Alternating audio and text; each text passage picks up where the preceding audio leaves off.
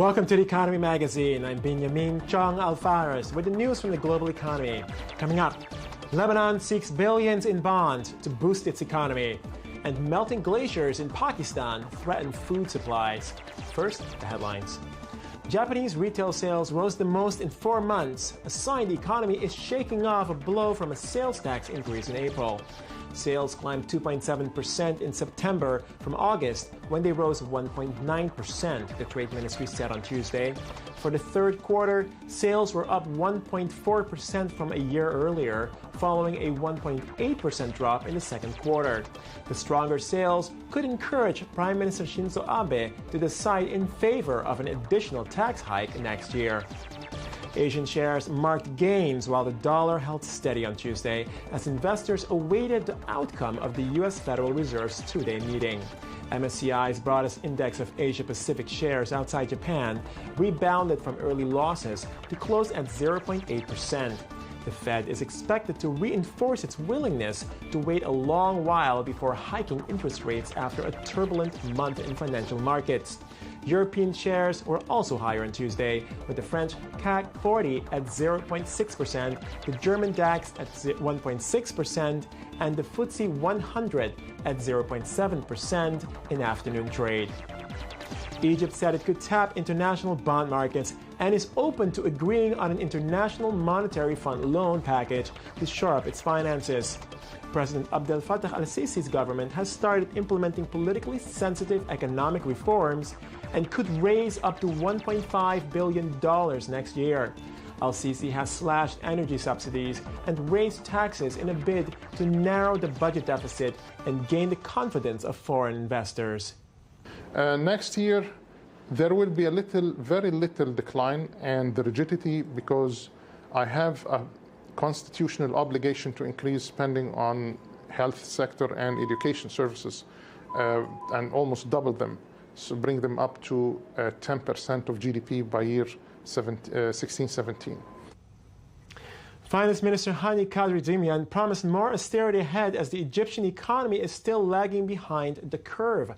Billions of dollars from Gulf Arab allies who backed Sisi's ouster of the Muslim Brotherhood last year have kept the economy afloat, giving the former army chief room to maneuver.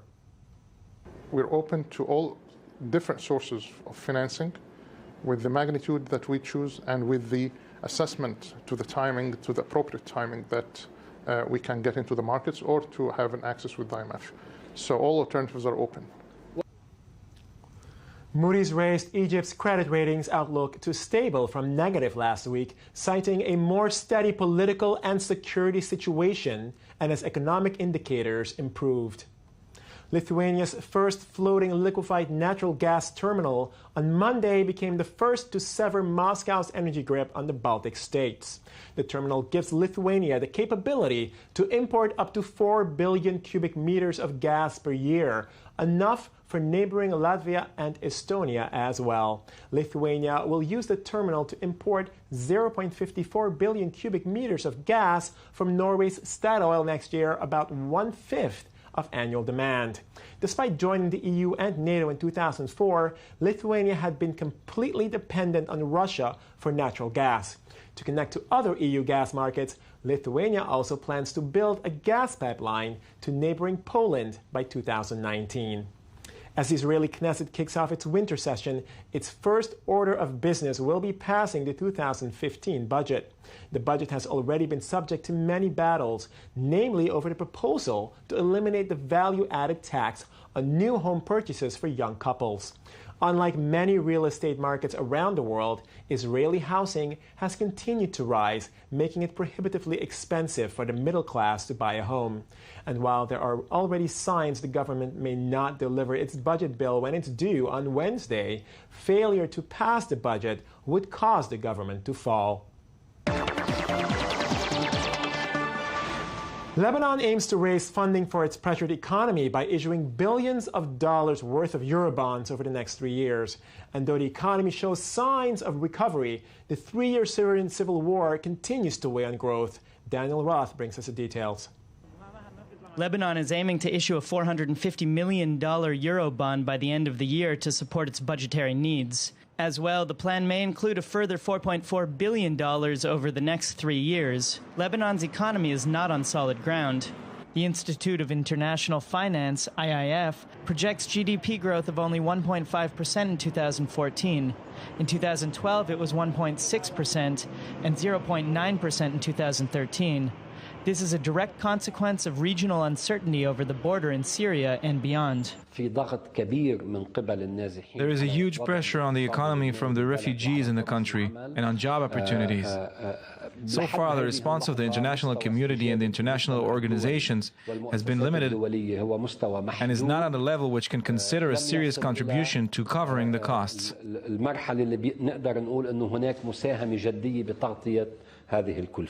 However, the strength of the Lebanese banking system and recently discovered gas deposits, if combined with political stabilization in the region, could help in the rebuilding of the Lebanese economy in the not-too-distant future. This is true even as public debt is expected to reach 146% of GDP for the current year, against 142% in 2013 and 147% in 2015. Today, the central bank has foreign liquidity that exceeds $38 billion, which is historically the highest, and disregarding the value of gold. So we have a strong position in foreign currency. But regional instability is a reality, and it hampers foreign private investment and local tourism. On October 25th, the army and militants again clashed in northern Lebanon. According to the IIF, the Syrian crisis led to a shortfall of $17.1 billion for Lebanon, nearly 9% of GDP over the period 2011 to 2014. Joining us now is I-24 News correspondent Ayman Siksek for further discussion on Lebanon in Financial Bazaar. Ayman, thanks for joining us. Thank you. So what are some of the issues remaining that the Lebanese government has to deal with in trying to raise more dollars for the economy? Well, it's interesting that you say trying to raise more dollars. Lots of financial news in Lebanon this week. The biggest one, absolutely, is that the World Bank has decided to finance the development of a water supply depository in Lebanon for $474 million. That's the biggest ever finance project for the World Bank in Lebanon. And this will be supplemented by another $128 million from the Islamic Development Bank. Now, this is a problem Lebanon has been dealing with for years, especially because of the turmoil with neighboring Syria and everything that's going on there. There have been severe water shortages in the country. This new development will affect mainly over 1 million people living in the greater Beirut area. So the country is really excited for this new project. They're very much in need for it. It will take, however, 9 years till this is completed. So big news, but we'll have to wait a while till we see it. But this water situation, this is something that predates the problems with Syria. Yes, right? Absolutely. But you see, the problems with Syria are continuously affecting Lebanon. What's going on now is that the Lebanese finance minister, who we just saw in the previous correspondence that we just saw, he also said that Lebanon will only see 2% increase in its income next year, which is far less than they had predicted and expected. So the country is in a lot of trouble, and this is, of course, because of the fallout from what's going on in neighboring Syria. Now, let's talk about neighboring Syria because, I mean, there's about 1.7 million refugees, I think, from Syria. What is the effect they have on the economy in Lebanon?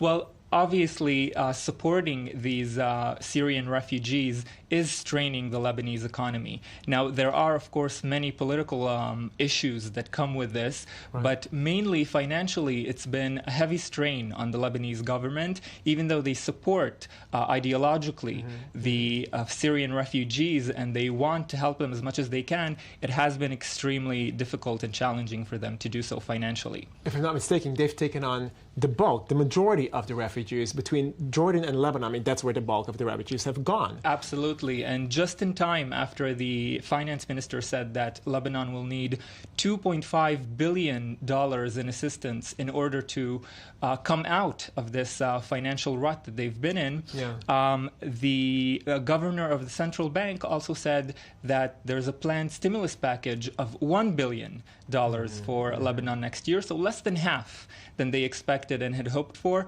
but it still is likely to make a huge difference. It sounds like they're somewhat on the right track here. Do they have any other austerity measures planned to impose a better framework for the economy? Well, certainly the governor of the central bank would agree with you that they're on the right track. He also said that they have foreign reserves at the height of $38 billion, which is a historical high for them, and gold reserves at $13 billion for 2015. So there is a right track forming here, especially now with the World Bank announcing that they will finance this water supply project.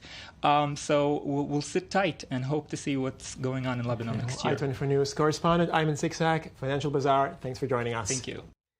And Lebanon is not the only country facing water issues. We move on now to northern Pakistan, where melting glaciers are raising concern that water reserves are under threat like never before. And scientists warn that the country's future food security is at stake. More in this report. The Karakoram Highway in northern Pakistan, one of the highest roads in the world, but here underwater for the next 10 kilometers. 4 years ago, the gradual melting of a glacier caused a massive landslide that blocked the Hunza River, creating this lake. Sada Ahmed used to be a laborer. Today, he's a boatman, helping ferry people and goods towards neighboring China. 4 years back, this mountain collapsed and fell into the river, blocking it. The first year was very tough. There was no means of transport, and this area was cut off. The river blockade led to the formation of this lake, which submerged everything. Even today, the houses, land, gardens, and other buildings are submerged in the water. In all, 5 villages lie beneath the surface of the lake. And to do business with China, boats are the only option. The future, according to scientists, is for more glaciers to melt. They're predicting an increase in global temperature of between 2 and 5 degrees centigrade over the next 100 years, spelling trouble for this region. In countries like Pakistan, 70 to 90% of agriculture depends on the glacial melt. And for now, we'll have more water available for agriculture in coming years. But in next 3 to 4 decades, this reduction will be permanent and the flow to our rivers will decrease, resulting in a tremendous challenge of food security because water will not be available. The Himalayas are a vital source of water not just for Pakistan, but for the whole of the Indian subcontinent. Despite the apparent abundance of water, some farmers are already struggling. 10 years ago, Tawaka Khan's fields yielded harvests of potatoes and green peas. Today, there's nothing but dust. In the old days, this glacier used to be very high, and there was lots of water. The ice used to break and roll down into our fields. We were easily getting water for our land. But things have changed now. The glacier has enormously decreased in height, and it has become very difficult to get water for irrigation. Because the glacier has decreased in thickness, it's almost impossible for the water to travel upwards and across through a normal stream. Boasting 5 of the world's 14 mountains over 8,000 meters high, Pakistan has one of the largest reservoirs of fresh water on the planet. But with water shortages set to increase and some 200 million people dependent on agriculture, many here fear for the future. Now for a discussion of other reports we called for you from around the world. Daniel Roth. How's it going? Good. So I understand Israel is not the only one looking to electronic payments. You have something regarding mobile payments, yeah? Yeah, so there's these things called Google Wallet, Apple Pay. They're essentially apps that you put on your mobile device, and you can pay without ever touching cash, without writing checks. So obviously, it's the 21st century. But these are apps that you sort of swipe along at the register at a store, and you've paid. It's gone to your credit card or your bank account. Now, these were starting to get a lot of hype from Google and from Apple, which were the sort of the big names in this. But now, specifically in the U.S., major retailers, CVS, Rite Aid, and other sort of pharmacy/retail stores are actually starting to shut out Apple Pay and Google Wallet specifically because they're inventing their own mobile wallets, essentially. So they're actually, what this is indicative of is that it's a wide open field. No one has control of this field, this mobile wallet field. Not Google, not Apple, not CVS, not the retailers. Everyone's kind of in it to see if they can become the umbrella wallet, the wallet that everyone needs to go through. Essentially, the Google of Google Wallet. Okay, I guess time will tell who's the winner there in that respect. Thanks, Daniel Roth, for joining us in Media Watch.